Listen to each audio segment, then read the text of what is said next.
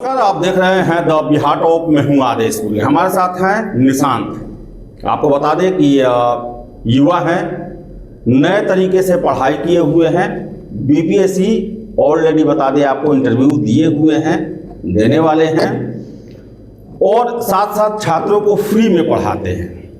इनका अधिकारी ग्राम नाम से चैनल है। इन्होंने एक नया इनिशिएटिव लिया है कि 72वीं और 71वीं मेंस का ऑलरेडी क्लास चल रहा है, लेकिन 72वीं में जो है वो छात्रों को सब चीज़ जो भी डायरेक्शन है, नोट्स है, पढ़ाई लिखाई, ये सब कुछ जो है वो यूट्यूब पर फ्री में मुहैया कराएंगे और लगातार इनका आप ऐड भी देखते हैं चलता है। लंबे समय से इस क्षेत्र में प्रयासरत हैं। इनसे ही हम बात करेंगे बीपीएससी में जो नया चेंजेज आ रहा है, कैसे पढ़ाई करनी चाहिए, कैसे कंपटीशन में आप सबसे अपने आप को अलग रखेंगे।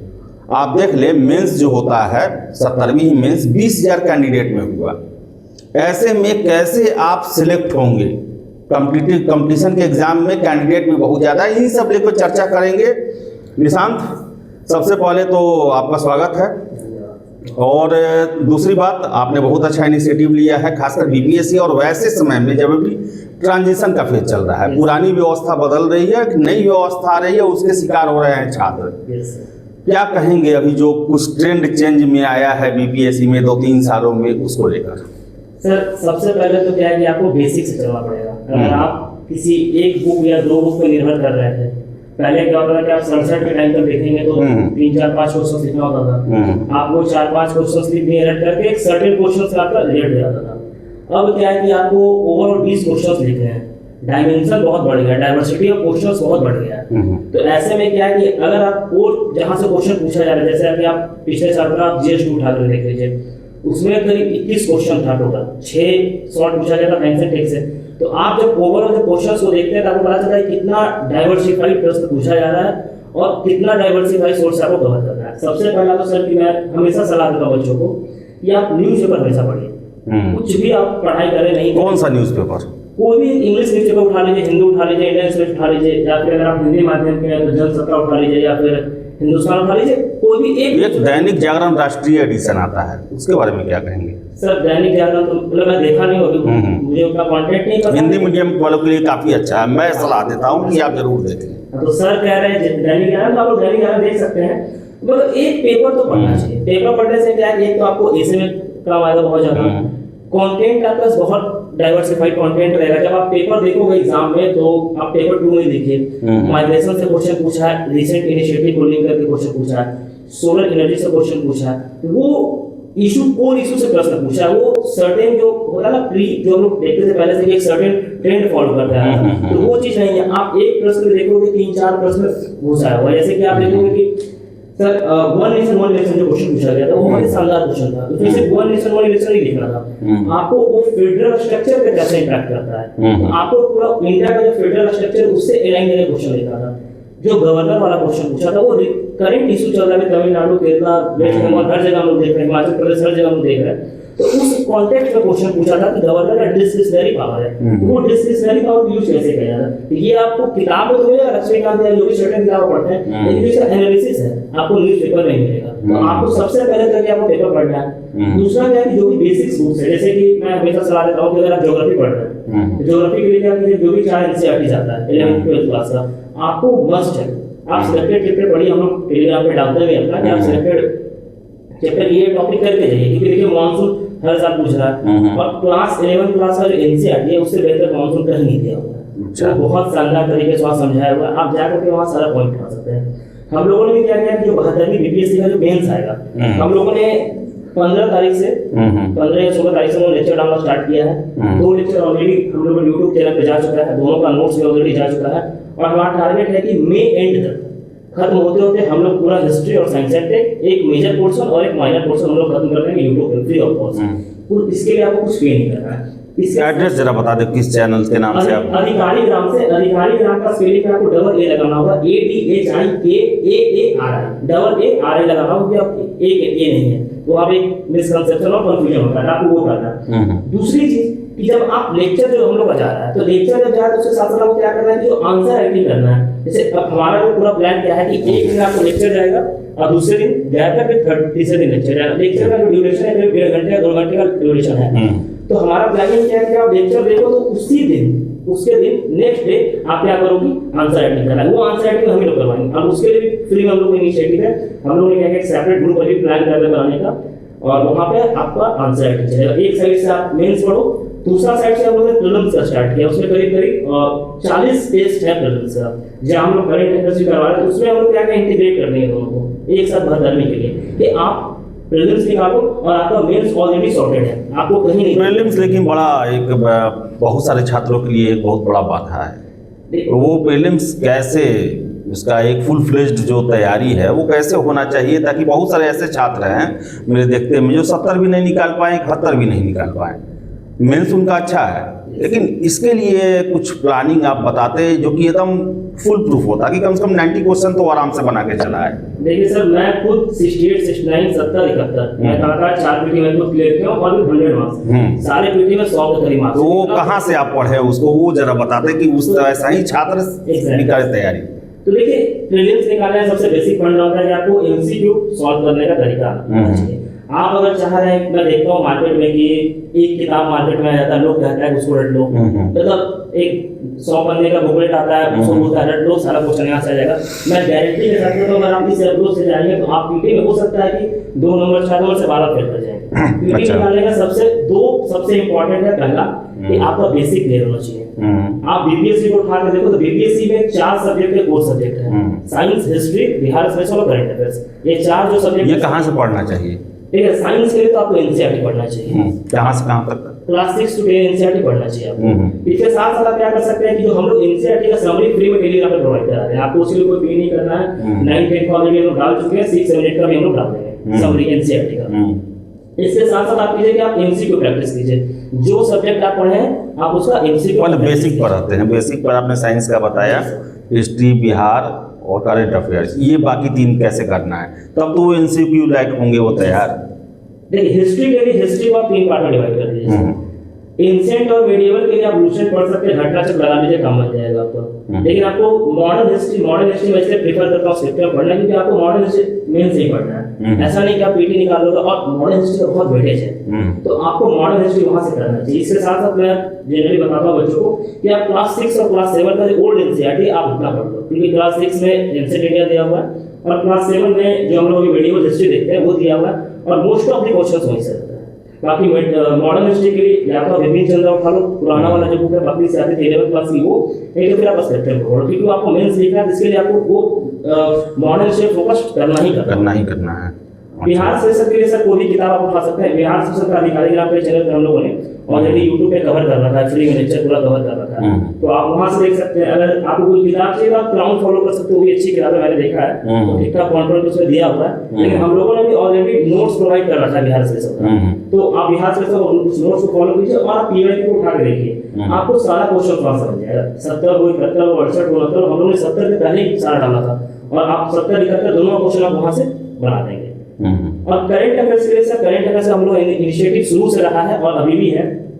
हम लोग क्या करते हैं कि आप देखोगे पिछले 1.5-2 साल का करंट अफेयर्स मंथली अधिकारी ग्राम के चैनल पे डाला हुआ है। अच्छा, आप करंट अफेयर्स को मंथली वहां से फॉलो कीजिए, और जो हम लोग पीडीएफ देते हैं उसको पढ़िए, उससे ज्यादा करंट अफेयर्स आपका नहीं होगा। या फिर मार्केट से कोई एक मैगजीन मिलता है तो आप पढ़ सकते हैं, लेकिन अब देखो होता क्या है सर कि आखिरी वक्त पे एक मैगजीन पे रिलाई करना, 20 दिन 25 दिन पहले मार्केट में मैगजीन सब कोचिंग का आता है, 200-250 पन्ने का रहता है, इतना छोटा छोटा फॉन्ट में रहता है कि बच्चा उसको रटे या फिर करंट अफेयर्स को स्टैटिक पोर्शन रिवाइज करे, और मोस्ट ऑफ द बच्चा पीटी में ही मार कर रहा है कि वो करंट पढ़े या फिर स्टैटिक रिवीजन करे। इसमें होता क्या है कि ना वो करंट कर पाता है ना वो स्टैटिक कर पाता है, तो इसलिए आप अभी से ही फॉलो कीजिए। हम लोगों ने जनवरी 2025 से उसका प्लान पूरा बनाया करंट अफेयर्स का। जनवरी 2025 से आपको करंट अफेयर्स फॉलो करना है, और ये फॉलो करके आपको मई जून तक आना है। मई जून तक आना है 26 है, क्योंकि आप देखोगे सर 71 बीपीएससी में तो करीब 2 साल पुराना करंट अफेयर्स पूछा है, कुछ क्वेश्चन तो 3 साल पुराना था। तो मैं उतना नहीं कह रहा कि आप 3 साल पुराना पढ़ो, लेकिन मिनिमम 1.5 साल का करंट अफेयर्स तो आप पढ़ के जाना ही चाहिए आपको, क्योंकि वेटेज बहुत जाता है इन 4 सब्जेक्ट से सर करीब 110 क्वेश्चंस के अराउंड आता है। अगर आप ये चार को मैं कोर सब्जेक्ट मानता हूँ, अगर आप इन 4 सब्जेक्ट पे आप कमांड कर दोगे तो आपका पीटी बहुत आसान है। एकदम बात सही है, हम लोग भी ऐसे ही करते थे जब देते थे, तो वही 4-5 टॉपिक जो है उस पर ऐसा 110 है तो 105 करना है, इतना हम लोग टारगेट रखते थे। अब आ रहे हैं आपके एमसीक्यू पर, लेकिन बता दें आपको कि अगले महीने नोटिफिकेशन आने की संभावना बन रही है कि 20-25 मार्च तक जो है 72 का नोटिफिकेशन आ जाए। तो एमसीक्यू आज से ही देखना चाहिए या अभी कुछ और बेसिक पढ़ने की ज़रूरत है? एमसीक्यू पढ़ने का कब समय है, तरीका क्या है?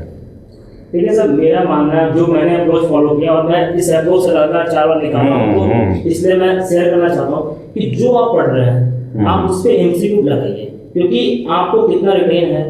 एमसीक्यू लगाना सर वो आपका सिर्फ टेस्ट नहीं करता, आपका रिवीजन भी करवाता है। जब आप कोई सर्टेन टॉपिक मान लीजिए पढ़े, तो उस सर्टेन टॉपिक में आपने एमसीक्यू लगाया तो उससे क्या होता है कि आपका रिवीजन हो जाता है और कहाँ लैग कर दोबारा करके उस सब्जेक्ट मैटर को देख लीजिए। तो इस तरीके से करके चलना चाहिए। तो एमसीक्यू तो सर अभी से प्रैक्टिस करना चाहिए, इसीलिए हम लोगों ने 40 टेस्ट का पूरा शेड्यूल जारी किया कि 40 टेस्ट हम लोग कंडक्ट करवाएंगे पूरी तरीके से। कब तक ये होगा 40 टेस्ट? ये सर हम लोग का 15 जुलाई के आसपास तक खत्म, मतलब एग्जाम से पहले तक चलेगा? एग्जाम से 10 दिन पहले हम लोग टेस्ट कंप्लीट होगा और ये 19 तारीख से स्टार्ट है।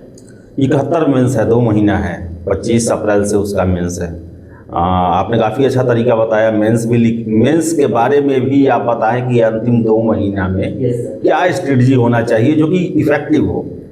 सर अभी जैसे हम लोग का मेंस का टेस्ट चल रहा है, बैच चल रहा है, तो जो बच्चों से मेरा इंटरेक्शन है और क्या समस्या, कल ही मैंने सेशन दिया था जूम पे, तो उन लोग का एक समस्या बहुत ज़्यादा है कि रिवीजन कैसे करें सर। अब समझ में नहीं आ रहा है तो क्या पढ़ें, टेस्ट लिखें ठीक है सर, लेकिन रिवीजन क्या करें, किस सब्जेक्ट को प्रायोरिटी दें। तो मैंने उन लोग यही बताया कि 2 काम कर सकते हो। पहला तो जो टेस्ट का शेड्यूल है उसको फॉलो करो, क्योंकि आपके लिए टेस्ट लिखना बहुत इंपॉर्टेंट है। उससे 2 फायदा होता है, एक तो आपका आंसर स्ट्रक्चरिंग होता है, दूसरा स्पीड आपका आता है, कंटेंट है तभी आप लिख पाओगे। दूसरा है कि आपको एक सब्जेक्ट को साइड में लेकर चलो, जैसे हिस्ट्री है तो हिस्ट्री में आपको पता है कि 20 से 25 टॉपिक है जहाँ से प्रश्न आएगा, 5-7 प्रश्न 8 प्रश्न आएगा।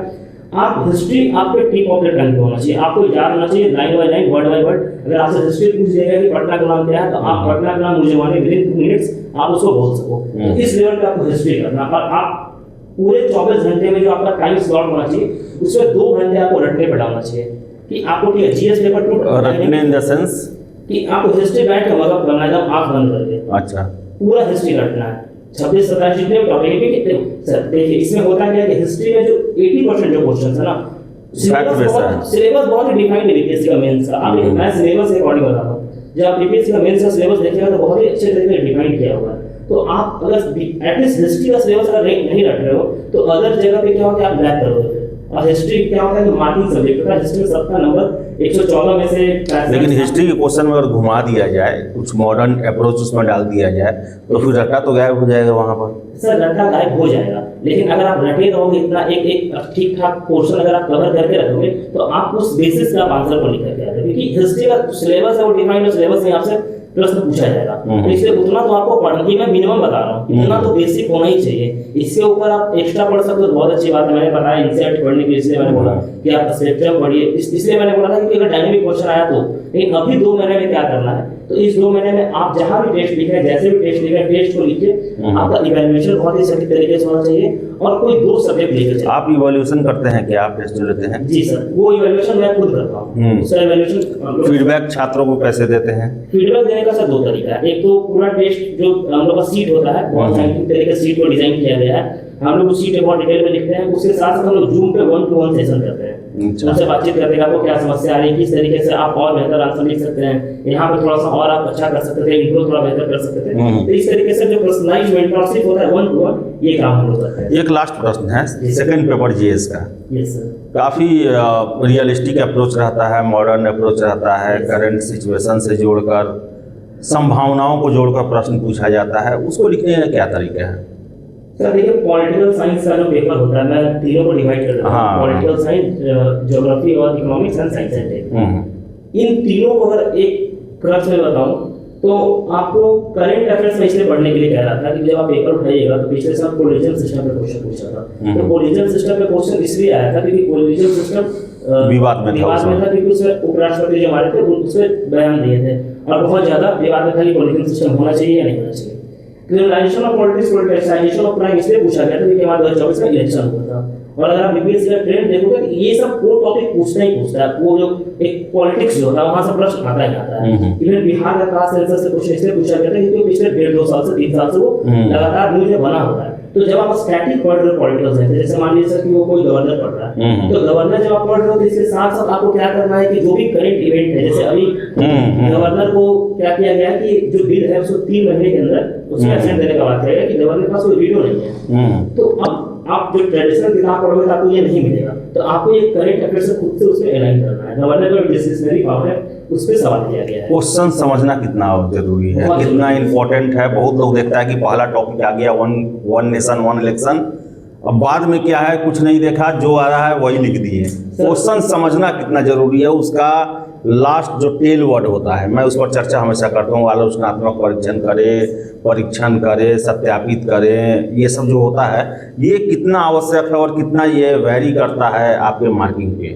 सर बहुत वैरी करता है। कारण क्या है कि मैंने अभी कॉपी आया है अनइवैल्यूएटेड टॉपिक, मैंने बहुत बच्चों का देखा तो बहुत लोगों का रिजल्ट वो क्या किया कि सारा क्वेश्चन लिखे हैं। हाँ, लिखा तो सबको ही है, इनका रिजल्ट नहीं है। क्योंकि जब हम लोग क्वेश्चन देख रहे हैं तो जैसे आपने बात किया कि sir one nation one election को लेकर के बातचीत करते हैं, तो उसमें था कि आपको फेडरल स्ट्रक्चर के थ्रू आपको आंसर देना है। बच्चों ने क्या किया, वन नेशन वन इलेक्शन को लिख दिया, उसका एडवांटेज डिसएडवांटेज, लेकिन जो क्रक्स था वो नहीं लिखा। अब इसमें होता क्या है कि सर जो बच्चा क्वेश्चन के अकॉर्डिंग आंसर लिखा है डायमेंशन को पकड़ के, उसे 20-22 नंबर मिल जाएगा, और जो बच्चा नहीं लिखा उसे 9-10 नंबर मिल जाएगा। आप भी 7 पेज लिखे, वो बच्चा भी 7 पेज लिखा है, लेकिन आप दोनों के क्वांटिटी और जो क्वालिटी है उसमें क्या होगी 10 नंबर का डिफरेंस हो जाएगा। अगर एक क्वेश्चन में 10 नंबर का डिफरेंस हो रहा है सर, तो हम लोग को टोटल 9 क्वेश्चन लिखना होता है। आप मान के चलिए कि 90-100 नंबर का डिफरेंस यही है। तो जो कीवर्ड्स होता है, मैं हमेशा बच्चों को कहता हूं कीवर्ड्स बहुत इंपॉर्टेंट है। आपको कीवर्ड्स को पकड़ के ही आंसर लिखना है कि जो कीवर्ड्स पूछा गया क्वेश्चन में अंडरलाइन कीजिए कीवर्ड्स को में सब हेडिंग बनाइए एंड उसके थ्रू बुलेट पॉइंट में आप आंसर लिखिए, तभी एक बेहतर आंसर आप लिख पाएंगे। नहीं तो फिर क्या होगा, बहुत जनरलिस्टिक आंसर आप लिखिएगा, फिर आपका रिजल्ट नहीं होगा, फिर आप अननेसेसरी का बीपीएससी का हमला कीजिएगा, क्योंकि बहुत ही मैं पहले देखता हूँ मार्केट में क्या चलता है, तो मतलब बहुत ही वाहियात चीज है। आप खुद का कॉपी को पलट के देखिए कि आप कहाँ गलती किए हैं, कहाँ नहीं गलती किए, और वैसे बच्चों को कॉपी देखिए जो जिसका रिजल्ट हुआ क्यों है, आपको पता चलेगा कि जो आंसर का स्ट्रक्चर था वो बहुत बेहतर था। एरर हर जगह होता है, मैं एरर का बात नहीं कर रहा हूँ, लेकिन मेजॉरिटी ऑफ द जो है उसकी बात अच्छाई देखने की बात करें। और निशांत आए और इन्होंने बताया कि आज कैसे बदल चुका है। हम लोग जब तैयारी करते थे इतना कुछ दिमाग नहीं लगाना पड़ता था, उसका कुछ बनाया पैटर्न था, उसी हिसाब से आपको आगे बढ़ना था और एग्ज़ाम दे देते थे। आज बहुत कुछ बदल गया है। आप निशांत ने बताया कि कैसे क्वेश्चन में जो है वो क्या आपसे पूछने की कोशिश की जा रही है, अप्रोच क्या है, आपका टेल वर्ड क्या है, क्यों प्रश्न पूछा गया है। तो काफ़ी अच्छा इन्होंने बताया। और एक बार फिर से निशांत आप बता देते, आपसे कोई जोड़ना चाहते हैं 71वीं मेंस के लिए आप क्या कर रहे हैं, 72वीं के लिए आप क्या कर रहे हैं, एक बार और आप बता देते छात्रों को। देखिए 72वीं मेंस हम लोग कम्प्लीटली फ्री है। आपको यूट्यूब पे जाना, अधिकारी ग्राम का जो अधिकारी चैनल हम लोग का ऑफिशियल चैनल है, आप वहाँ पे जाइए और वहाँ पे आपको मेंस के लिए कहीं कोई पे नहीं करना है। आप चुपचाप आपके लिए हम लोग प्लेलिस्ट बना देंगे, आप प्लेलिस्ट में लेक्चर देखिए, सेम नोट्स आपको टेलीग्राम में मिल जाएगा। आप टेलीग्राम पे आइए और टेलीग्राम पे नोट्स को उठाइए और प्रिंट आउट करवाइए और पढ़िए। और अगले दिन जब जिस दिन लेक्चर जा रहा है उससे नेक्स्ट डे हम लोग आंसर राइटिंग करवाएंगे, आप वो आंसर राइटिंग को फॉलो कीजिए। इसके साथ साथ हम लोगों ने क्या किया कि जो हमारा प्रीलिम्स का जो हम लोग टेस्ट लेकर गए उसमें टोटल 40 टेस्ट हम लोगों ने रखा है। उस टेस्ट में आपको सब कुछ मिलेगा, डिटेल सॉल्यूशन मिलेगा, आपको फुल लेंथ टेस्ट हम लोगों ने 15-20 करके रखा है। इसके साथ साथ आपको क्विक रिवीजन नोट्स हम लोग देंगे कि जो आप पढ़ रहे हो लास्ट में रिवीजन करना बहुत इंपॉर्टेंट है। इसके साथ साथ करेंट अफेयर्स भी आपको हम ही लोग करवाएंगे। तो हम लोग का प्लान क्या है सर कि पूरा एक 72 का जो पैकेज है आपके पास, ऐसा नहीं हो कि सर आप पीटी कहीं और पढ़ रहे हैं, मेंस के लिए आपको टेंशन है, वो नहीं। मेंस आपको कंप्लीटली फ्री, और ये 72-73 आपको जब भी एग्जाम देना है हम लोग हर चीज के लिए फ्री कर रहे हैं। 0 to फाउंडेशन आपको बिल्कुल नहीं सोचना, ना तो लेक्चर के लिए ना तो नोट्स के लिए। आप पीटी निकालिए, आपको already mains taken care of है अधिकारी ग्राम की तरफ से। तो आप एक हम लोग जो होलसम पैकेज बनाए हैं, इसीलिए बनाए कि आप मेंस ही पढ़िए, आपका आंसर राइटिंग हम लोग देख रहे हैं, और इसके साथ जो पीटी है, पीटी भी हम लोग उसमें इंटीग्रेट कर दिए हैं कि आपको पीटी भी लेकर के साथ में चलना है सर। तो चलिए, काफ़ी अच्छा इनिशिएटिव है और ज़रूर जुड़े, कम से कम जांचें जरूर, आप जाएं देखें कैसा है, आपको कितना सूटेबल लगता है, कितना आपके लिए लाभकारी है।